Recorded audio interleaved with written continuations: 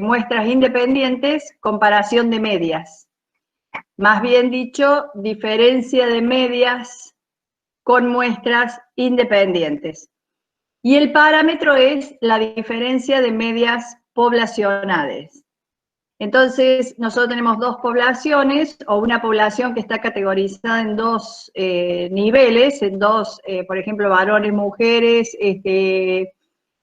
profesionales, no profesionales, etcétera, donde se puede dividir perfectamente en dos grupos que no se superponen en ningún momento. Y si tomamos una muestra de una de esas poblaciones y otra muestra de la otra población, las muestras son independientes porque no estamos observando el mismo individuo en las dos poblaciones.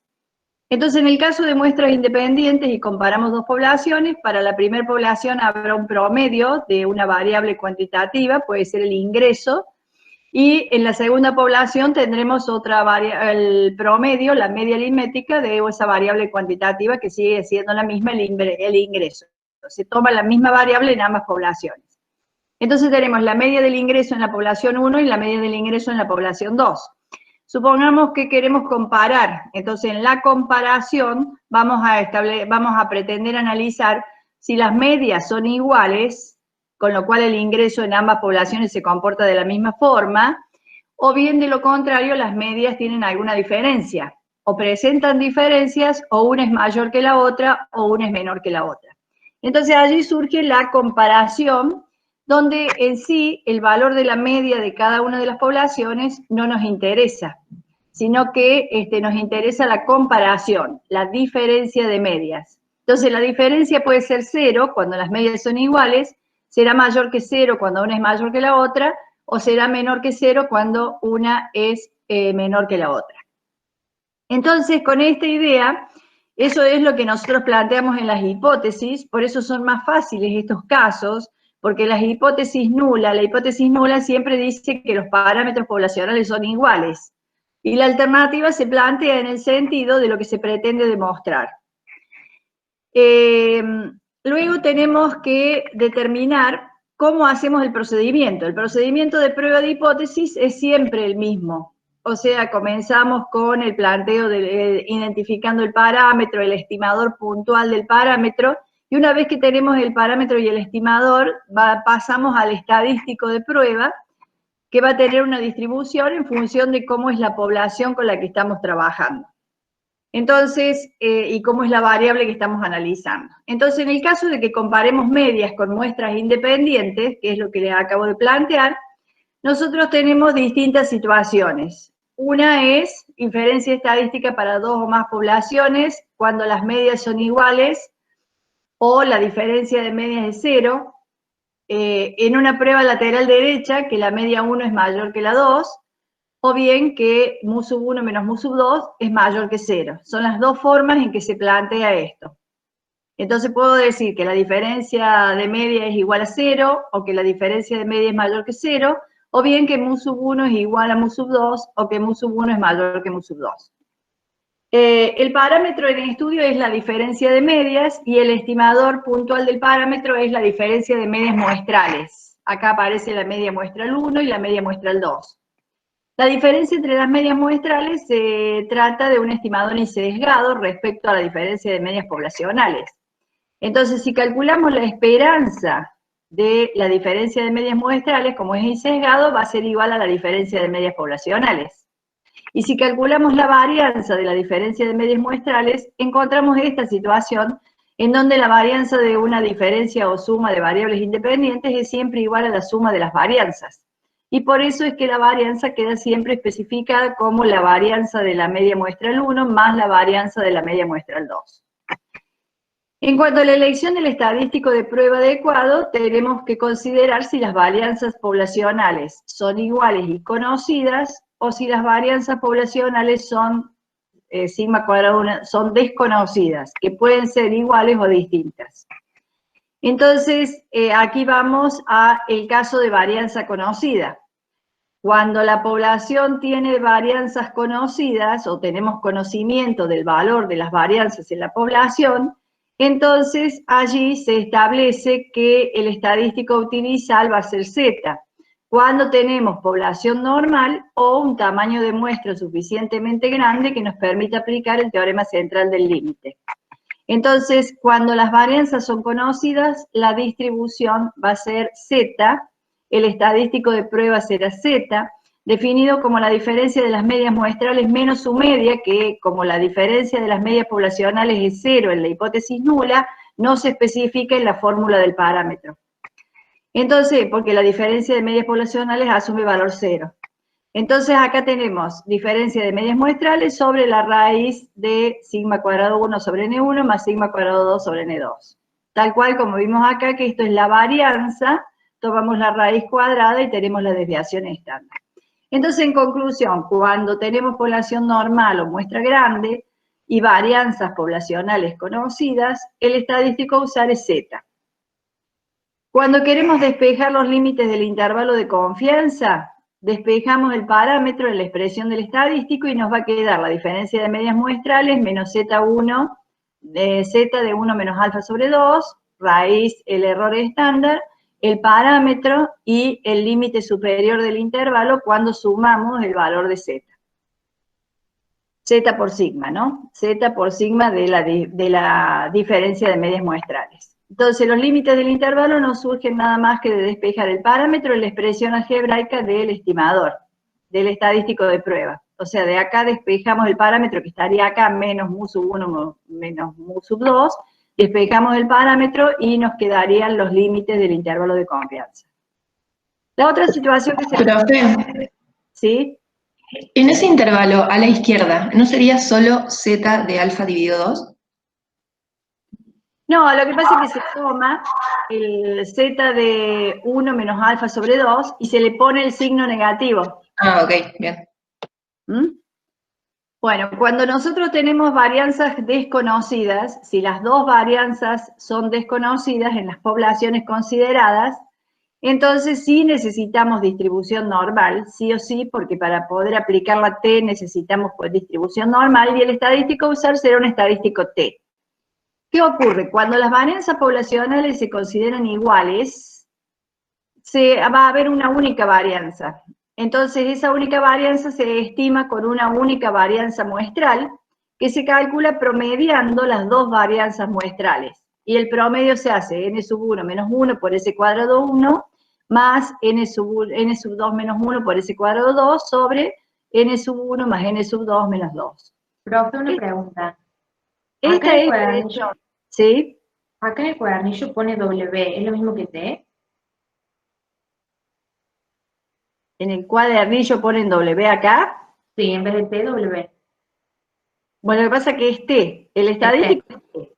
W puede ser una letra genérica que hable de un estadístico general. Ya me voy a fijar por qué puede ser que hayan puesto W, pero es T el estadístico. Bien, gracias.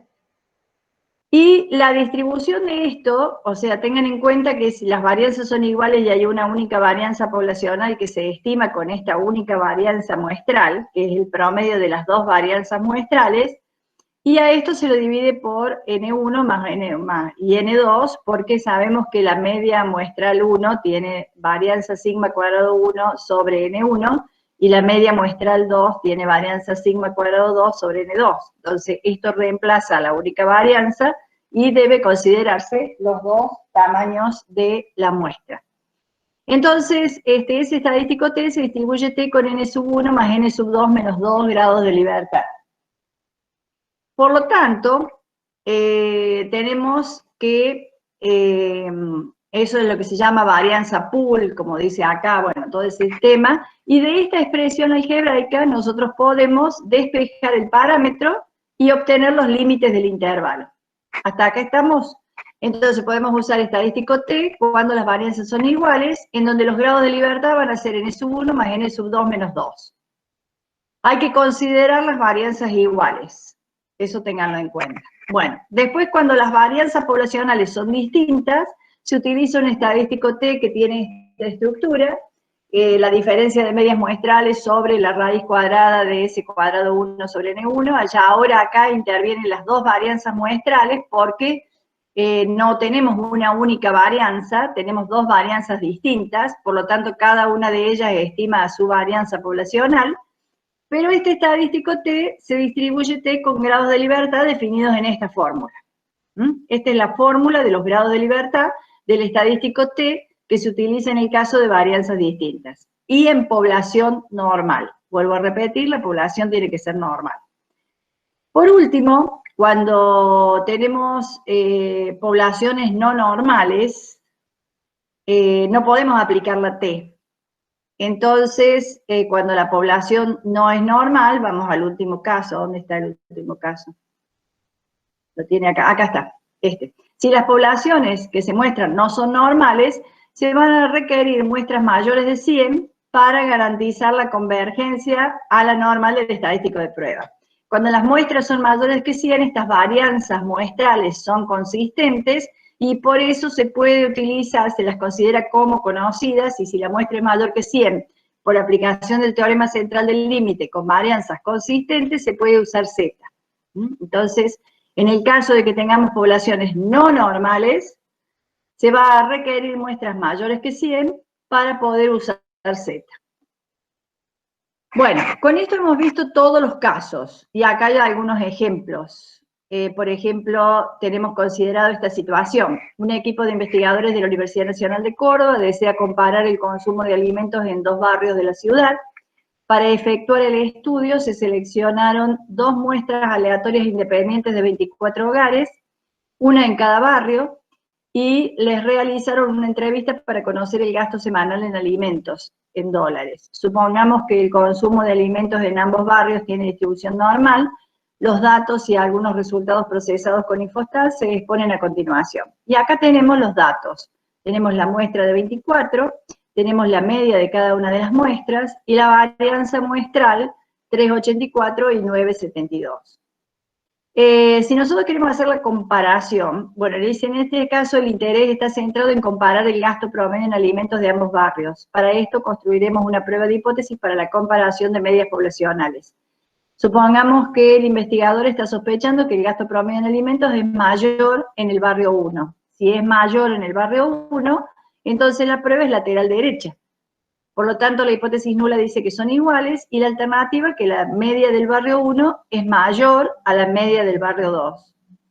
Entonces, el gasto en alimentos promedio del barrio 1 es mayor al gasto en alimentos promedio, o el gasto promedio en alimentos del barrio 2.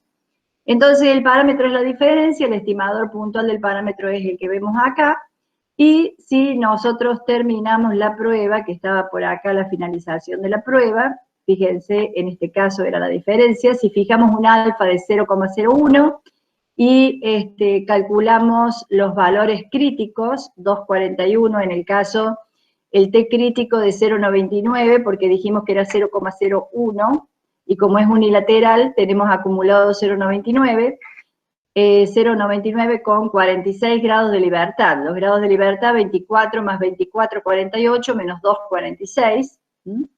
Y buscamos el T crítico 2,41 y establecemos la regla de decisión. Si el valor de T es mayor a 2,41 se rechaza, si es menor o igual se acepta o no se rechaza. Y por último, el valor de T, lo calculamos, es 2,52. Si comparamos 2,52 con 2,41, se rechaza la hipótesis nula a un nivel alfa de 0,01. ¿Cómo calculamos el valor de T? La diferencia de las medias muestrales sobre la varianza pool, que hay que calcularla, y la raíz de la varianza pool por 1 sobre 24 más 1 sobre 24. Bueno, con esta idea, entonces, si observamos una salida de computación de cualquier software especificado, vamos a tener el valor P para la prueba unilateral derecha, que es 0,0077. Si comparamos ese valor P con el alfa de 0,01, rechazamos la hipótesis nula. Cuando tenemos esta información, directamente usamos el valor P y tomamos la decisión luego de haber planteado las hipótesis. Lo que se debe analizar es qué estadístico corresponde utilizar y por qué utilizamos ese estadístico. Bueno, esto en cuanto a lo que hace a la diferencia de medias, muestras independientes. Vamos a ver ahora un ejemplo en donde vamos a trabajar con la diferencia de medias muestras independientes en un ejemplo simple, sencillo, muy similar a lo que acabamos de ver. Pero les quiero mostrar otro aspecto de la cuestión. Supongamos que se estudia si los obreros semi-especializados de planta contratados por el sector industrial en Córdoba ganan sueldos promedio diferentes en provincia de Buenos Aires que en provincia de Buenos Aires. Entonces estamos comparando el sueldo promedio de obreros de semi-especializados de Córdoba con los de Buenos Aires. Entonces la variable es el sueldo promedio.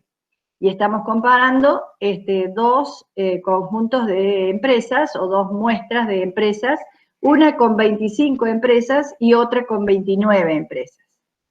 Entonces suponemos que el estudio se hizo el 20 de mayo del 2017. Bueno, tomamos entonces las dos muestras, sacamos la media de la muestra 1, la media de la muestra 2, la desviación estándar de la muestra 1 y de la muestra 2, el mínimo y el máximo, que eso serían las descriptivas que corresponden a las dos muestras. Una muestra es de 25 datos y otra de 29 empresas.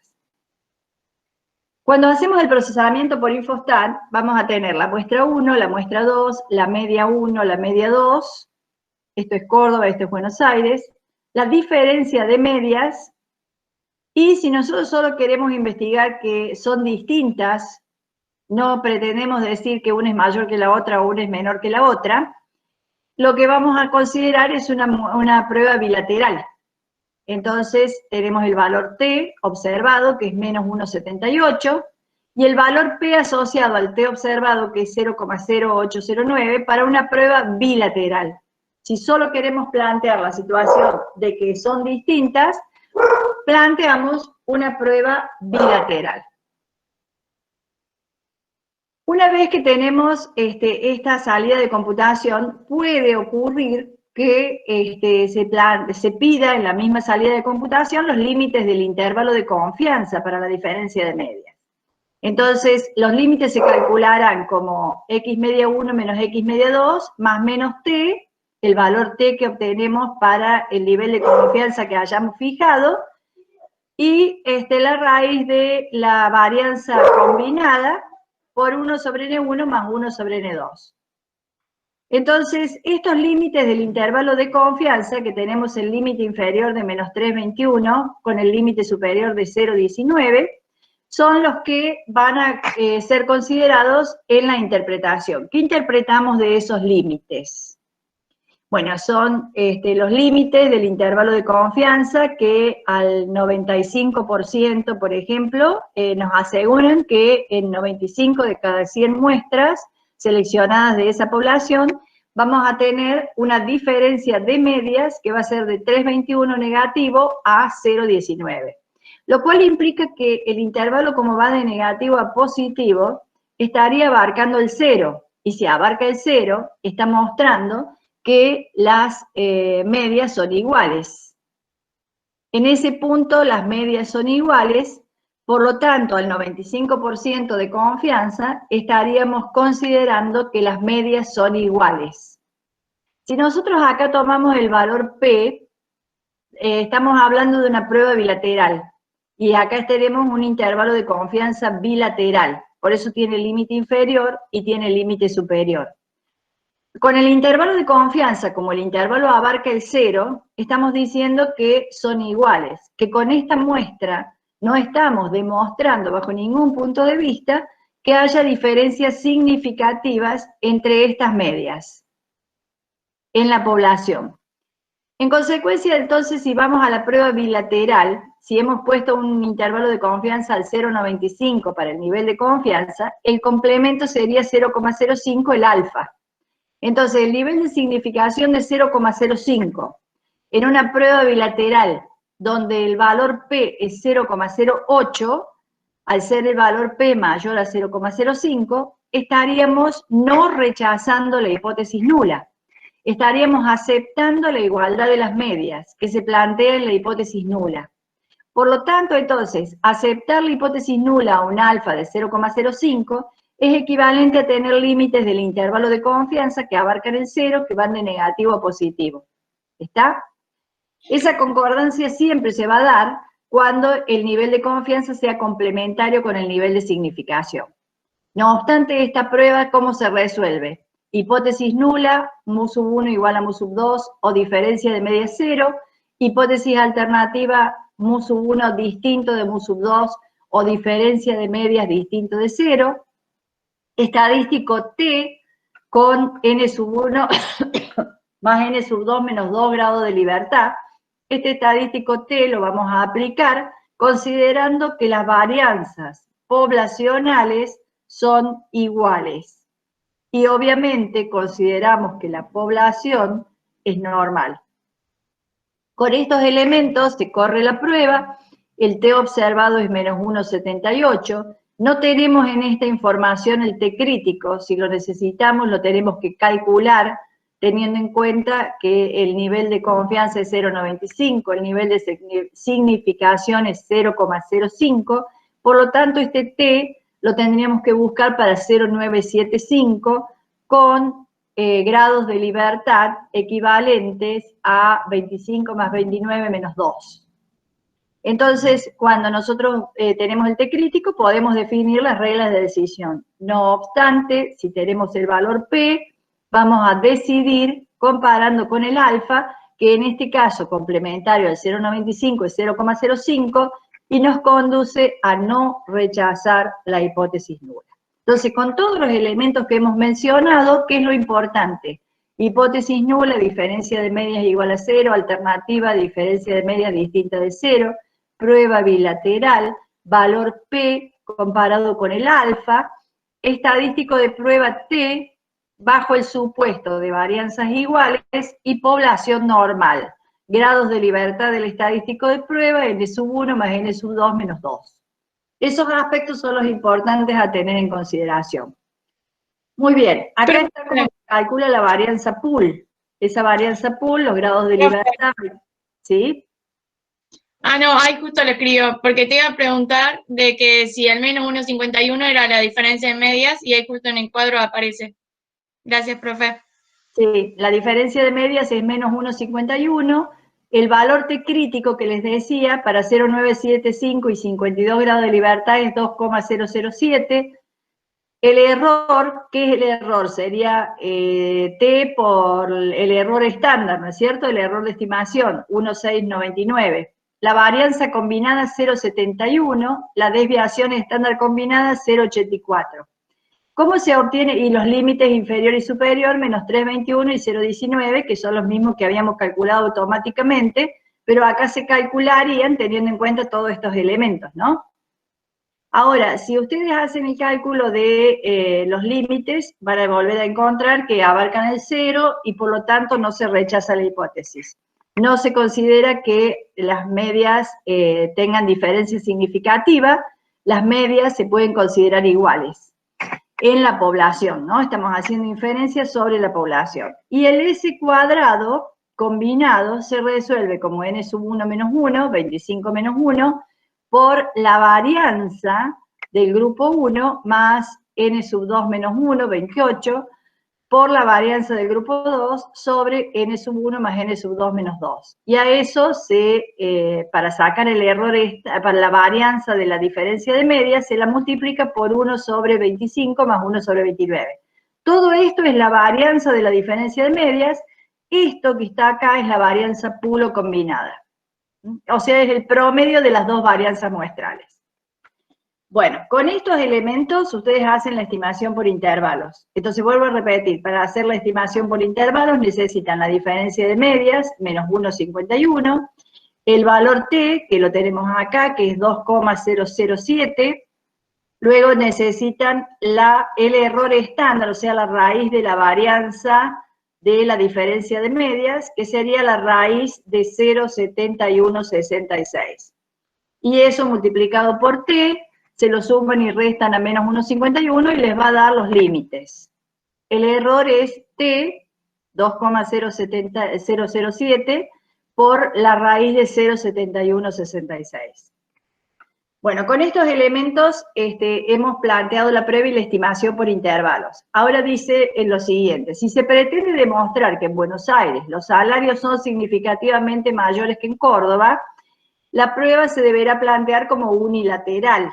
¿Cómo la pueden plantear ustedes? ¿Cómo sería? ¿Lateral izquierda o derecha? ¿En qué cambia? Fíjense este detalle, dice Buenos Aires tiene salarios mayores que Córdoba. ¿Cómo la podrían plantear?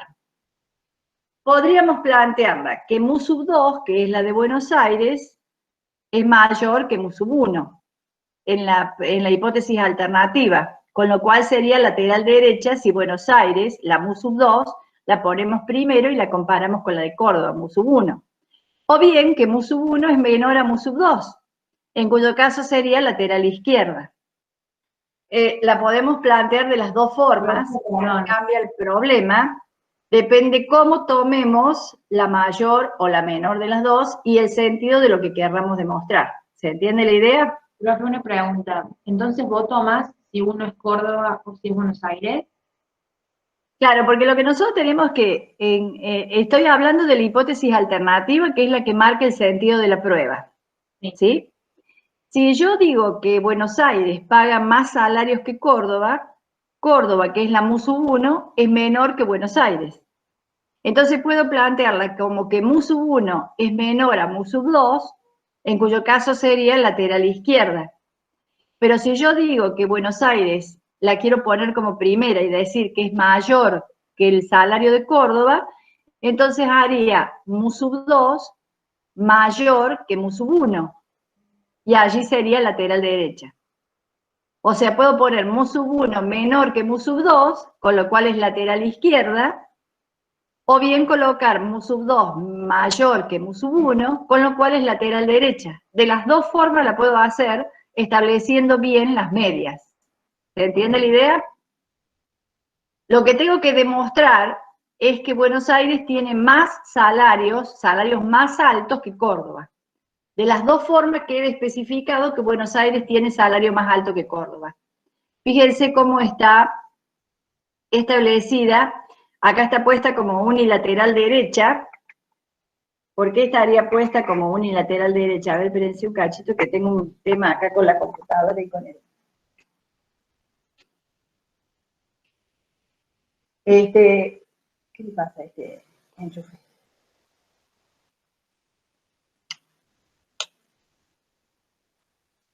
A ver, permiso.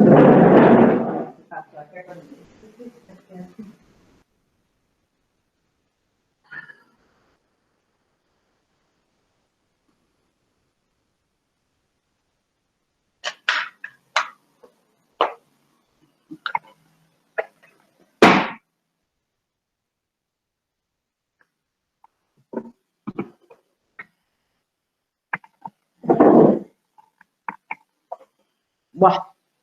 Entonces, acá lo que tenemos es lo siguiente, esto dejémoslo un poquito. A ver, dice acá, la media, la prueba unilateral derecha. En este caso está planteada como que mu sub 2, Buenos Aires, es mayor que Córdoba. ¿Se entiende la idea? O sea, está planteada como unilateral derecha. Si la plantean como unilateral izquierda, les va a dar igual toda la prueba. Pero tienen que poner que mu sub 1 es menor que mu sub 2. Está planteada como que mu sub 2 es mayor que mu sub 1. Por eso está puesta como unilateral derecha. Bien, vamos a ver esto. Para comprobar el supuesto de igualdad de varianzas, ¿qué pasa con las varianzas? O sea, yo acá estoy en una situación en que he planteado un problema donde desconozco las varianzas poblacionales. ¿Eso está claro? Las varianzas poblacionales no las conozco, las voy a calcular con los datos de la muestra. Si la varianza poblacional es calculada con los datos de la muestra, estamos estimando la varianza. El tema es que para aplicar estadístico T, tengo que tener en cuenta si las varianzas son iguales o son distintas. Entonces acá vamos a introducir una prueba, que es la prueba de cociente de varianzas. Cuando nosotros queremos ver si las varianzas son iguales, hacemos la prueba F de cociente de varianzas. Y la prueba F de cociente de varianza va a tener asociado al estadístico F un valor P. El valor P en este caso es 0,6561. Como ese valor P es 0,6561 y normalmente asignamos alfa de 0,10, 0,05, 0,01, cualquiera sea el valor de esos alfa, este valor P supera a ese valor alfa, y eso hace que estemos aceptando la igualdad de las varianzas en cualquier alfa que le asignemos de los aceptables. Entonces, esto me conduce a aceptar la igualdad de las varianzas, y si acepto la igualdad de las varianzas, el estadístico T que voy a usar va a ser el estadístico T con n sub 1 más n sub 2 menos 2 grados de libertad. Entonces, suponiendo población normal, si queremos comprobar que las varianzas son iguales, hacemos la prueba F para igualdad de varianzas. El parámetro en la prueba F de igualdad de varianzas es que el cociente de las varianzas es igual a 1. Cociente de las varianzas es el parámetro, el estimador el cociente de las varianzas muestrales, pero ese cociente de varianzas para establecer una hipótesis nula indica que el cociente es igual a 1, porque eso diría que las varianzas son iguales. Y en la alternativa colocamos lo opuesto de que son distintas. Entonces, si nosotros hacemos la prueba del cociente de varianza f de Fisher, donde los grados de libertad del numerador en la f es n sub 1 menos 1 y los del denominador n sub 2 menos 1, esa prueba nos conduce a indicar si las varianzas son iguales o distintas. ¿Está? Entonces, la prueba F de cociente de varianzas permite comprobar la igualdad de las varianzas poblacionales para justificar la utilización del estadístico T con n sub 1 más n sub 2 menos 2 grados de libertad. Bueno, eso es lo que les quería mostrar. Si ustedes hacen la prueba como lateral derecha o izquierda, cómo pueden plantear la prueba según el sentido, y cómo sería esto de probar la igualdad de las varianzas. Con lo cual, la prueba de cociente de varianzas estaría dada. Una prueba de cociente de varianzas se hace siempre con un parámetro que es el cociente de las varianzas, estadístico f de Fisher, que es el cociente de las varianzas muestrales, cuya distribución es f con grados de libertad del numerador y del denominador, y se plantean las hipótesis. Hipótesis nula, varianzas iguales, cociente igual a 1, hipótesis alternativa, varianzas distintas, cociente distinto de 1, y se realiza la prueba de f de Fisher, con lo cual el valor P va a indicar si aceptamos o rechazamos la hipótesis nula de igualdad de varianzas. Bueno, esto lo hicimos en el marco de la prueba T, y si yo ya acepté la igualdad de las varianzas, el estadístico T que voy a utilizar va a tener n sub 1 más n sub 2 menos 2 grados de libertad. Va a ser que va a utilizar como estimador de la varianza poblacional, la única varianza poblacional porque son iguales, va a ser la varianza pool, que es la que calculamos con esta fórmula. Bueno, eso es lo que les quería mostrar con este ejemplo, cómo introdujimos lo que sería el cociente de las varianzas poblacionales. Vamos a dejar de compartir, a ver cómo hacemos acá para dejar de...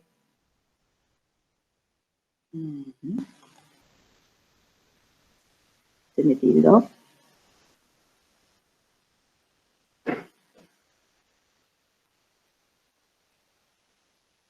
Bueno, vamos a compartir esta pantalla entonces. No encuentro porque lo desactivé y no encuentro... Está abajo a la derecha, profe. Acá está, dejar de presentar. Ahí está, muy bien. Bueno, entonces, esto sería el primer paso de la unidad 5. O sea, hoy hemos tratado de avanzar un poquito más con el cociente de varianzas y la prueba de f de Fisher. En la clase próxima trataríamos las muestras dependientes, ya hay que trabajar la diferencia de proporciones y el análisis de la varianza, que es para más de 2 poblaciones. Es bastante los temas, yo les recomiendo que ustedes vayan viendo, así yo en la clase que viene puedo ver muestras dependientes y puedo tratar diferencia de proporciones. Y tomamos el ANAVA, el análisis de la varianza, en la otra clase. En realidad las semanas se nos van, al tener que tomar el parcial el martes, es como que se nos atrasó el cronograma que teníamos planeado para el desarrollo, y los temas que vienen si bien son siempre aplicaciones del procedimiento de prueba de hipótesis, tienen muchas variantes en cuanto a las diferencias que se presentan en cada situación. Entonces, tienen que estar muy alertas en tratar de destacar esas diferencias o variantes que tienen en cada situación. Por eso les recomiendo que lo vayan viendo, vayan armando su síntesis personal de los temas, para que les quede claro cuándo se da una situación y cuándo se da la otra. La prueba es siempre la misma. El procedimiento de prueba es siempre el mismo, que ya vimos en la unidad 4. Bueno, ¿dudas? Este material se los voy a subir ahora, el ejercicio este simple de diferencia de medias, muestras independientes, se lo subo ahora.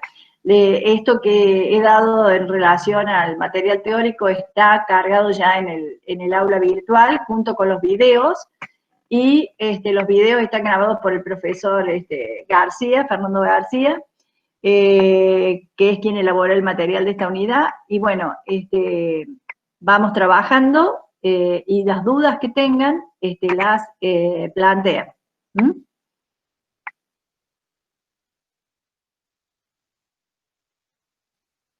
La clase del 1 y el 10 ya se las voy a subir. Dimos lo mismo de hoy, pero sí, se las voy a subir, debe estar grabada, debe andar por ahí, que no sé qué pasó, si la armé en video o no la armé en YouTube. Ya me voy a fijar qué hice. Bueno, vamos a ir resolviendo todos los problemas. La semana que viene les voy a dar la posibilidad de ver el parcial, en una hora determinada y en un momento dado les admito que ingresen a ver el parcial.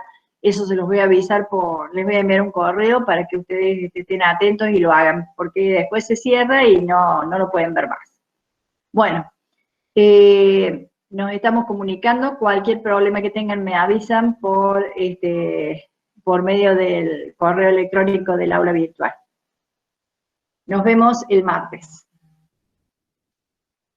Buen fin de.